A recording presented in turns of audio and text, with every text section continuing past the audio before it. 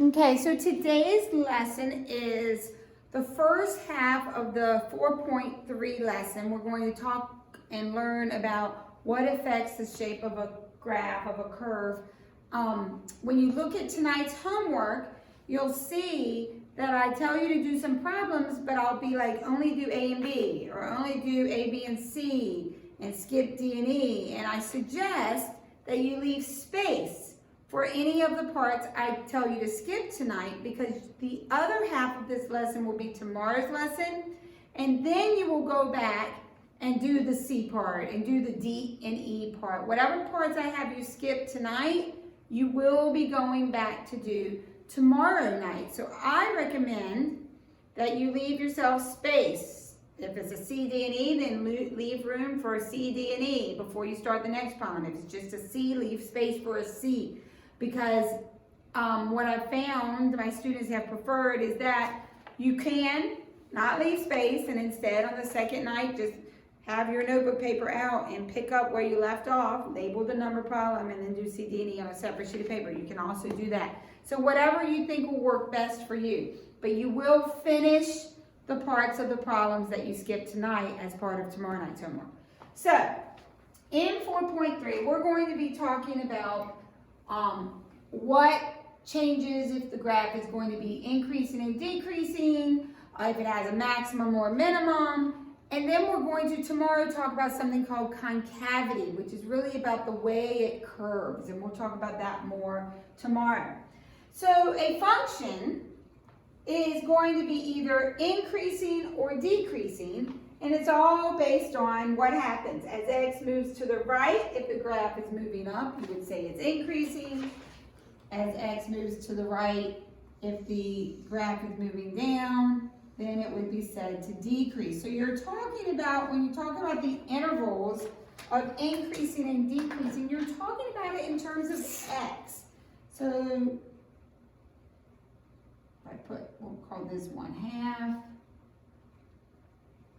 Call this 2. Okay, so if I ask you, where does this curve increase? In terms of x, from left to right, the graph is increasing until I get to 1/2. So the increasing interval would go from -infinity to 1/2. We're going to come back to whether that's a bracket or a parentheses in a minute. Then it decreases from this hill to this valley. So it's decreasing from the x value 1/2 to the x value 2. Again, we're going to talk about brackets and then versus parentheses. And then it's increasing again from 2 to the end of the curve. It's going up. But your intervals are in terms of x. Now, according to the definition of increasing versus decreasing, it says that a function is increasing as long as it's going up as I approach 1/2 from the left. As I approach 1/2 from the left, this is increasing the whole time, so I would use a bracket. However, as I approach it from the right, the curve is decreasing on this side. So from the right, it's also a bracket. As I approach 2 from the left, it's decreasing, so it's a bracket. And as I approach 2 from the right, it's an increasing curve, so it's a bracket. With increasing and decreasing intervals, because of the definition, you actually use brackets instead of parentheses. Now, on free response, they tend to be understanding if a student puts parentheses here and here. However, on multiple choice, they will use brackets, and the powers that be are talking about how they've been emphasizing these brackets for the last 5-10 years so much that they're starting to reconsider whether to be lenient with parentheses. So I want us to work on using the brackets anytime we define an increasing or a decreasing interval. It will be brackets. That's the only time that's going to be true, is when we're defining increasing and decreasing intervals. Now, obviously, infinity and -infinity will always be parentheses, because that never stops. It can't include infinity, because infinity is not a final number. but all of these others. So yes, you could have a bracket from the left that's increasing and a bracket from the right that's decreasing, because it's all about what's happening as you come from each side of that point. At that point, it does switch from increasing to decreasing, but from this side it's increasing, from this side it's decreasing. So if we talked about the slope of this curve and it's increasing, what would you tell me the slope of this curve is? You would tell me the slope of this curve is positive. So if this is f, and I asked you what will f prime be for this part of the curve, you would tell me that f prime would be positive. It's going to be greater than 0. And the slope from here to here is decreasing, so you would tell me that f prime is going to be less than 0. And then finally, from here to here, the slope is increasing again, so f prime will be positive again. So the test for increasing versus decreasing involves the slope. If the slope is positive, the derivative is greater than 0, then we know the original is going to be increasing. If the derivative, the slope, is negative, less than 0, then we know the original function will be decreasing. And if the derivative equals 0, then at that moment the function is constant. It's neither increasing nor decreasing. So this slope right here, as we learned before Thanksgiving, that slope right here is 0. So the derivative is going to be 0 right there at that point where it switches from increasing to decreasing. So we're going to find, for example, 1, and I hope you printed these notes off before you started the recording. If not, pause your recording and print the notes off so you can fill them in. We're going to find and it says to find the open intervals. I'm going to take away the word open so that we can practice writing it using the brackets like on the AP exam. The issue with the bracket versus parentheses is it really depends on which textbook you use. A very popular textbook, Larson, that we don't use, likes to use parentheses. The Stewart book actually uses parentheses, but then there's other books that use brackets, and the AP exam is moving more and more towards brackets. So we're going to move with the AP exam towards brackets. So we're going to take away that open word. So scribble that out of your notes. Find the intervals where the function 3x to the 4th minus 4x cubed minus 12x squared plus 5 is increasing or decreasing. So step 1, you have to find your critical numbers. Step 1, you have to find your critical numbers. How do we get critical numbers? Right, we have to find where the derivative equals 0. So first thing we need is our derivative. So what is the derivative of this function? 12x cubed minus 12x squared minus 24x plus 0. And then we need to find where that equals 0 or is undefined, but there's no fraction, so we just have to worry about where it equals 0. What can I divide all of this by? I can divide all of it by 12. So I get x cubed minus x squared minus 2x equals 0. Pull out a GCF, and it factors x minus 2, x plus 1. So my critical numbers are 0, 2, and negative 1. That's where the slope equals 0. Then we need to do a sign test. So back in Algebra 2 and pre-calc, at some point you did a sign test. And we're going to label that sign test because I know that you're going to have what's called a second derivative sign test coming up. And we want to always know what we're looking at. So I'm going to label my sign test with f prime. So when I know I look at this sign test, it represents the slope values. It represents the first derivative values. So I'm going to put my zeros, my critical numbers, on my number line, my first derivative number line. And how do I do a sign test? That's right, I need to pick a number out of any of these intervals, an easy number to test. What's an easy number to test? I think positive 1. Positive 1's between here and here. I'm going to plug positive 1 into my factored derivative. So if I put 1 in here, I get positive 1 times, what's 1 minus 2?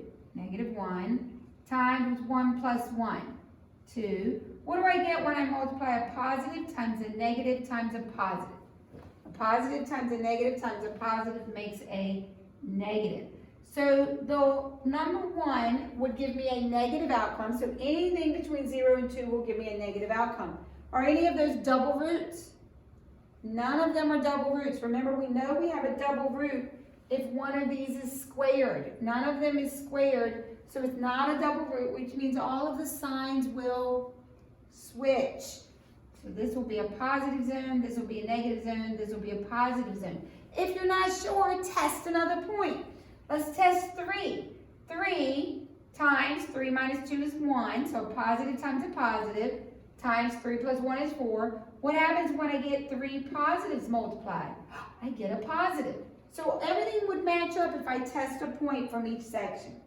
So we did our sign test. So now it says, determine where the original function will be increasing or decreasing. Well, this represents the slopes for my original. So the slopes are negative, which means the original will be decreasing.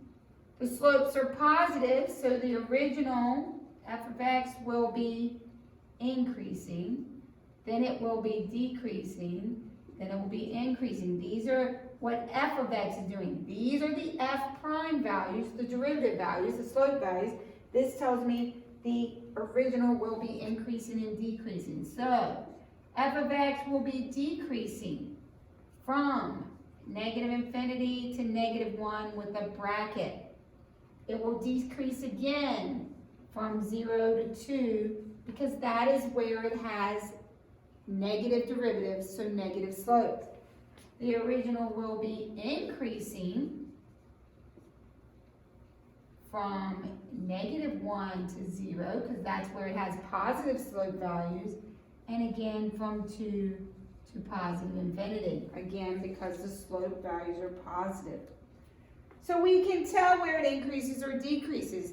Now, sometimes you have a situation like this. Let's suppose this is my first derivative sign test. I'm going to make one up. It has nothing to do with this example. This is just something extra, an extra example you might want to squeeze in. So let's suppose we have this, and let's say this is a double root. So it goes from positive to negative. What that tells me is that it is the original would be increasing from negative infinity to 0 bracket, 0 to 2. Or another way I could write increasing would just be to say from negative infinity to 2. Because the zero's getting included from both sides. And then it decreases from 2 to infinity. What that means is the original is doing something like this. It's increasing until 0, pauses for a second, and then keeps increasing. And then at 2, it turns around and decreases. So it might look something like that. It might flatten out for a moment at 0, but then it continues to increase. So I went from positive slope and then kept being positive. So overall, what did it do from negative infinity to 2? From negative infinity to 2, it increased, and then from 2 to infinity, it decreased. You can have functions that are strictly monotonic. What does it mean to be strictly monotonic? It means it will either increase or decrease over the entire interval. So a graph like this, Ben's ballerina, the x cubed graph, there's your ballerina, Ben. So the x cubed graph is strictly monotonic. Because what does that graph do the entire time? Increases and continues to increase. The curvature changes, but the increasing didn't change. So this would be increasing from negative infinity to positive infinity. That's called strictly monotonic when it increases the entire time or decreases the entire time. So let's move on to the next page on your notes.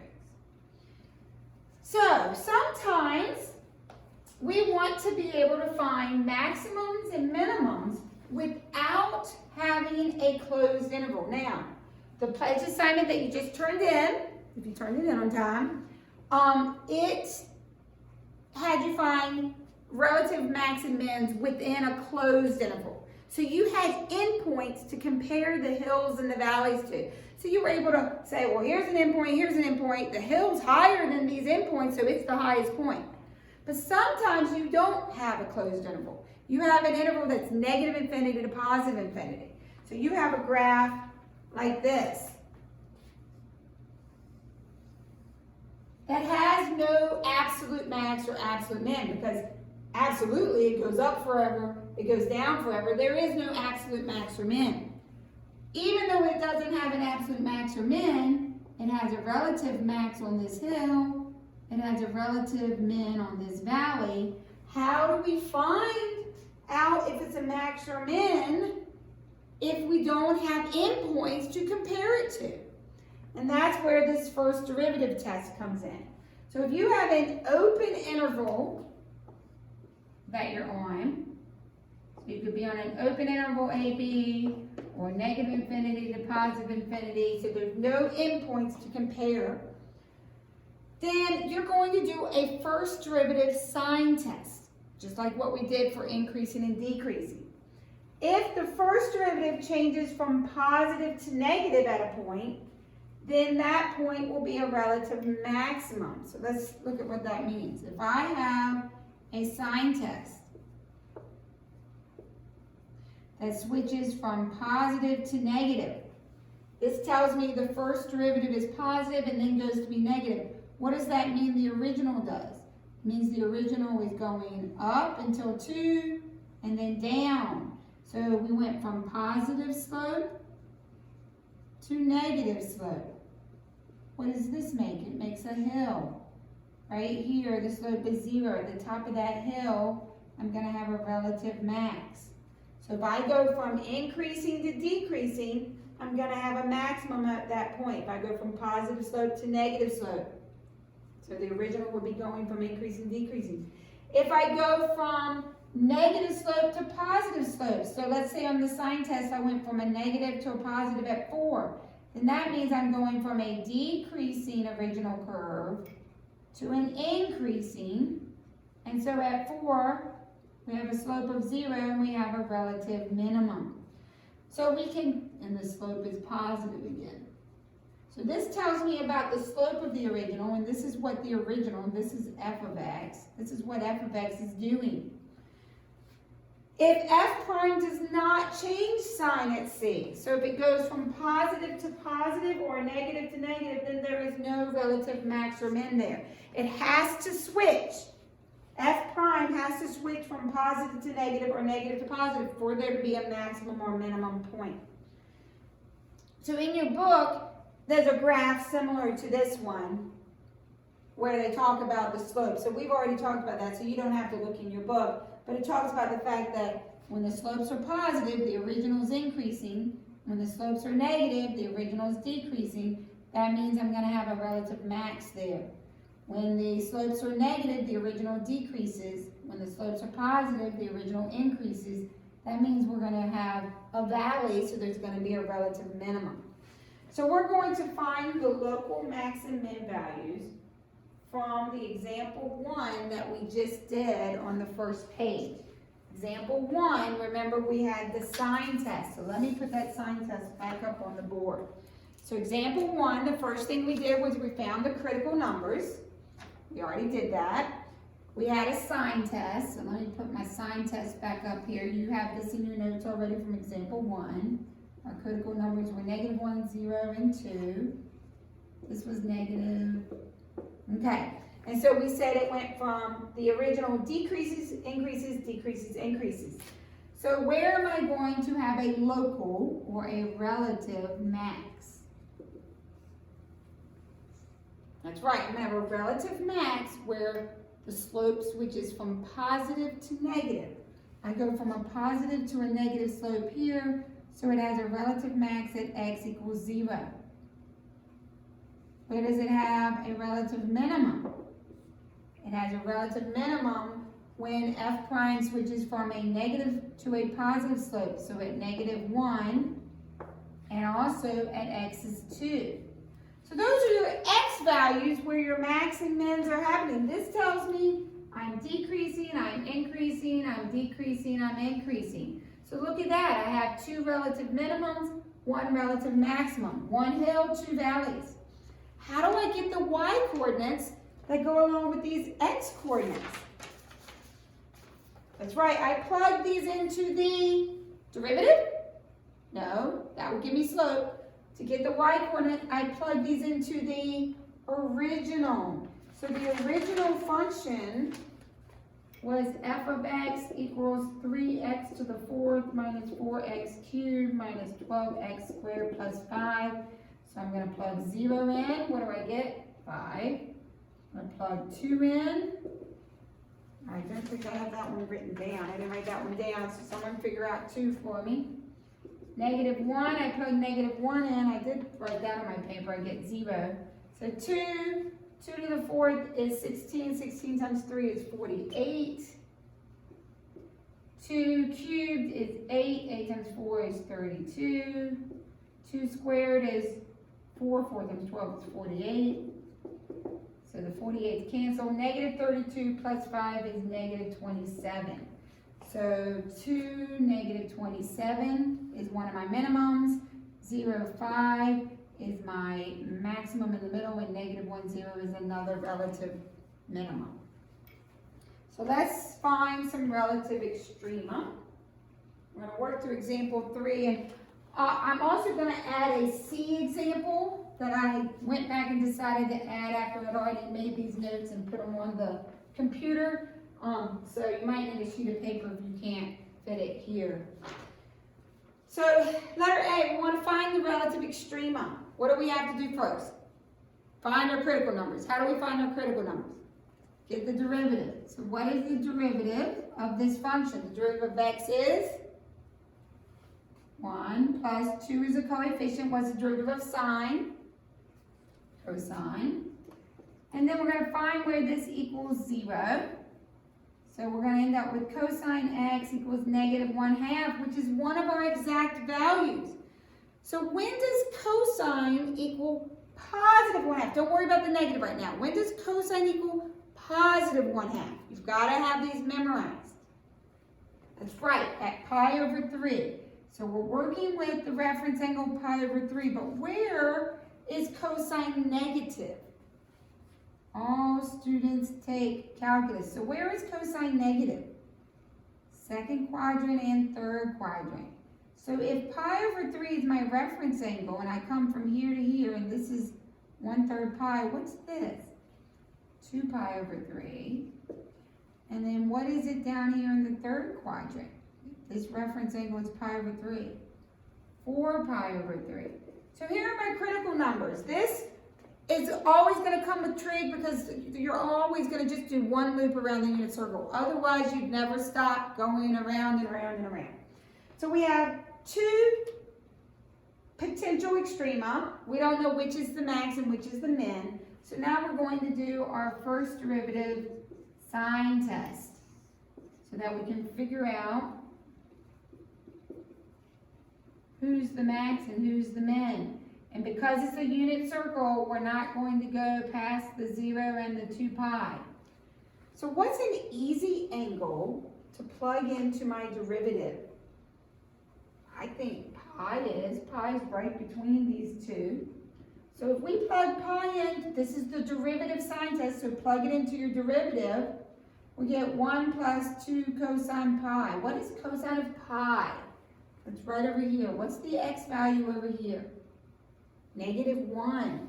So this is going to be 1 plus 2 times -1. So 1 minus 2 is negative. So right here in the middle is a negative zone.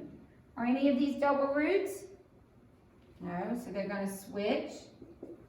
So we're looking for where there are maximums and minimums. Well, we have a relative max when we switch from positive slope to negative slope. So where do we have a relative max? That's right, at 2 pi/3, because we go from positive to negative slope. And we have a relative min when we go from a negative slope to a positive slope, so 4 pi/3. How do we get the y coordinates that go with those x coordinates? We plug them into what?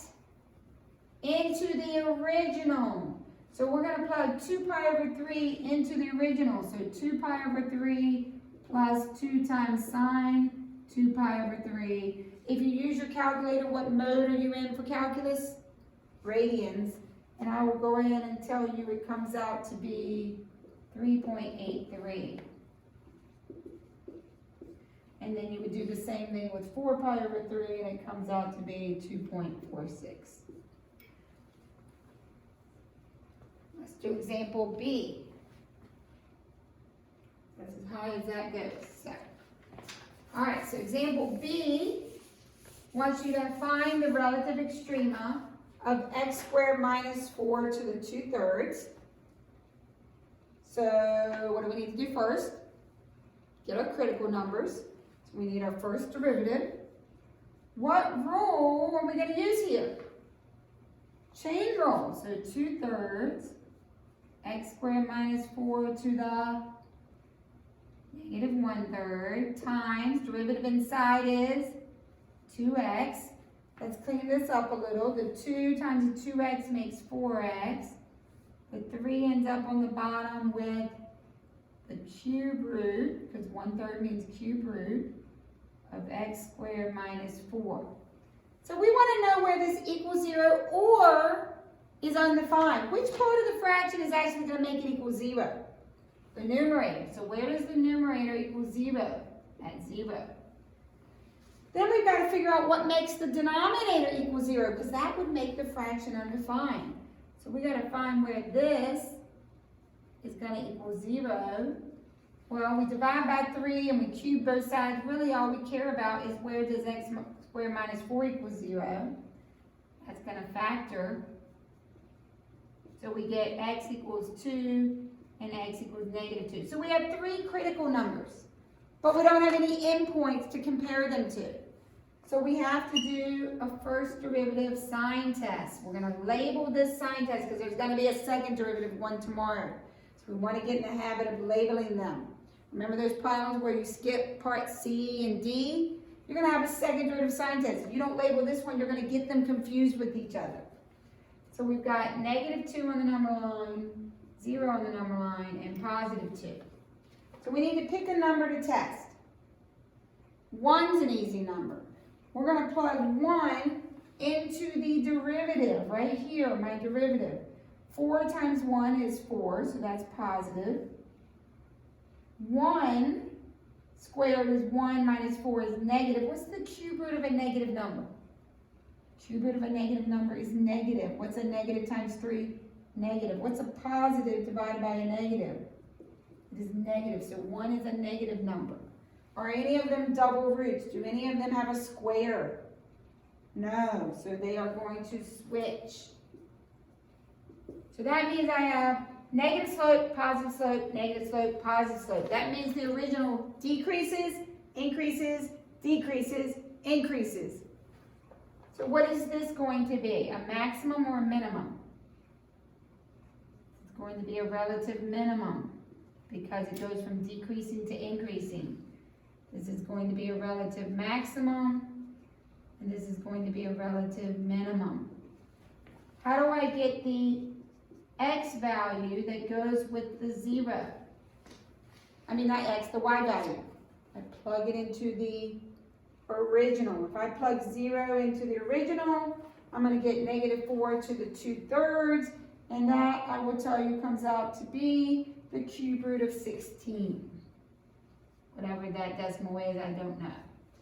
Relative minimum, I'm going to have to plug negative 2 in. I get 4 minus 4 is 0, so that gives me negative 2, 0. I plug 2 in, I get the same 2, 0. So I am adding an example. So if you can squeeze it in or get a sheet of notebook paper. Letter C is not on your paper. We're going to add it right here. I want you to find the relative extrema of f of x equals x to the 4th minus 4x cubed. So what do we do first? We find the critical numbers. So we find the derivative, and we get 4x cubed minus 12x squared. Then we find where it equals 0 or undefined. This will only equal 0. Pull out a 4x squared. That leaves x minus 3. So then we get x squared equals 0. So x equals 0. And what is it? It's a double root, because how many times is x a factor? Twice. X squared means x times x, so x occurs 2 times. And x equals 3. So now we're going to do our first derivative sign test. 0 is a double root 3. And pick a point to test. What's an easy point? 1. Let's try 1. I'm going to test it into the factored step. So 4 times 1 squared times 1 minus 3. This is positive. What's 1 minus 3? Negative. What's a positive times a negative? It is negative. 3 is not a double root, so what will this zone be? Positive. However, 0 is a double root, so what's going to happen here? It repeats itself around a double root. If you're not sure, plug in a number from over here. If I plug negative 1 in, I get a positive times a negative is negative. If I plug 4 in, I get a positive times a positive is positive. So it'll check itself out. So we want to know where there's a relative maximum. Does C have a relative maximum on its graph? No, there is no relative maximum. Why not? Because the slope never switches from positive to negative, which means the original never goes from increasing to decreasing. Relative minimum. There's only one at 3. 0 is neither. It goes from decreasing and then keeps decreasing. 3 is a minimum. How do we get the y value? Plug it in the original. 3 to the 4th is 81 minus 4 times 27. And I tell you that comes out to be negative 27 when you're done. So that is your relative minimum. If I asked you for the decreasing interval, you would tell me it decreases from negative infinity to 3 with a bracket, and it increases from 3 to positive infinity with a bracket. Questions so far before we go to the last 2 examples? Okay, so turn to the last page. Suppose a position function is given. There's my position function, S of t. Find the time intervals when the particle moves in a positive direction and a negative direction, and at what time does the particle change direction. So tell me, it wants to know when this particle is moving forward or when it's moving backwards. What tells me the direction an object's moving? Velocity, good. Remember, velocity tells you 2 things. It tells you how fast you're going, your speed, but it also tells you if you're moving forward or backward. If you hit something up in the air, if the velocity is positive, it's going up. If the velocity is negative, it's coming down. So velocity tells you if it's moving forward or negative, positive or negative direction. So we need the velocity. If I have a position function, how do we get the velocity function? Good. Velocity is the derivative of the position function. So that is 3t squared minus 10t plus 4. And we want to know when this has critical numbers. We need to know when this is stopped. We need to know when the velocity is 0. When is it not moving? And I will go ahead and tell you it doesn't factor. So how do I find my zeros if something doesn't factor?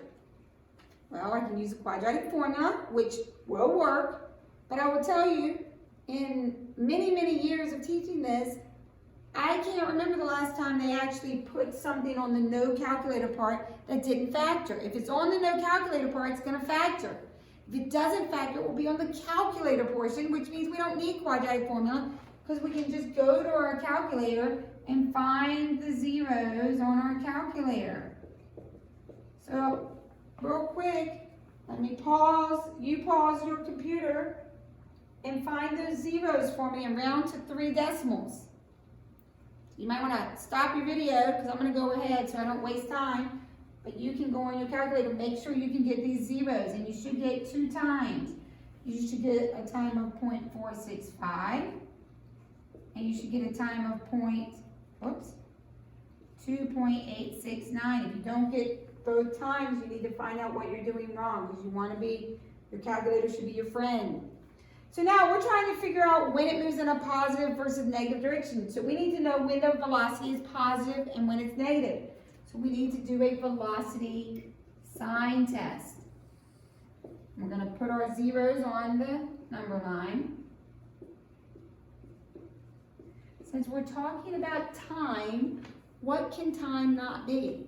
Time will never ever be negative, so time starts at 0. So with the bracket, it starts at 0. So we're going to plug in a time. What's an easy time to plug into the velocity? I'd say 1 second. So we're going to plug 1 into this derivative, into the velocity. We get 3 minus 10 plus 4. 3 minus 10 plus 4 gives me what type of a velocity? Negative. So the velocity will be negative. And they are not double roots, so they alternate. If you had graphed this to get your zeros, you got a parabola that looks like this. Remember, this is my velocity curve. Notice my velocity is positive, then it's negative, then it's positive. So it matches my sign test. So when is this object going to move in a positive direction?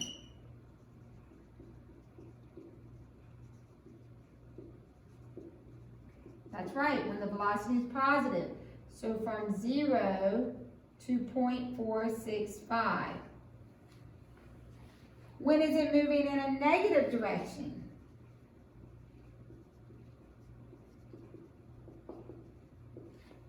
That's right, 0.465 to 2.869. And then finally, when does it move in a positive direction again? We can put that actually right up here, 2.869 till forever. Okay. When does it change direction? At what time does a particle change direction? At time 0.465 and at time 2.869, because the velocity actually switches from positive to negative and vice versa. So we're going to look at the last example in your notes. Given the graph of f prime below, we're going to answer some questions about it.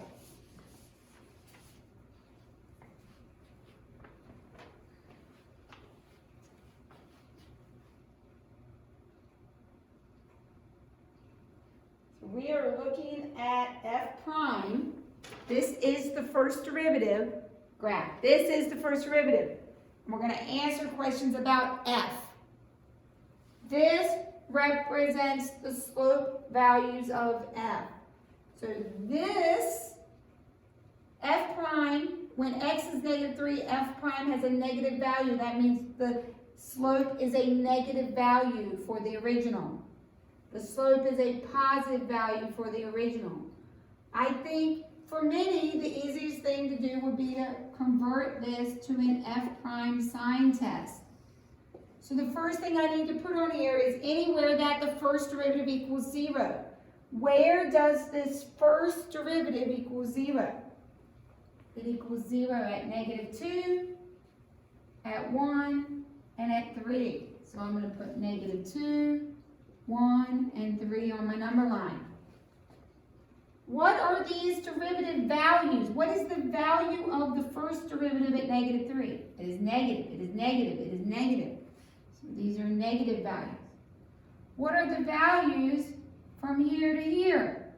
They are positive values. Then they continue to be positive values. So 1 is like a double root. And then what are the values of the derivative after 3? The values are negative.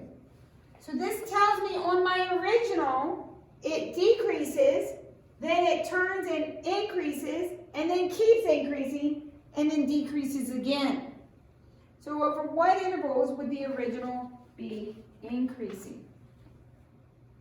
It will be increasing wherever it has a positive slope. So from -2 to +3, it increases that whole time. Where would it be decreasing?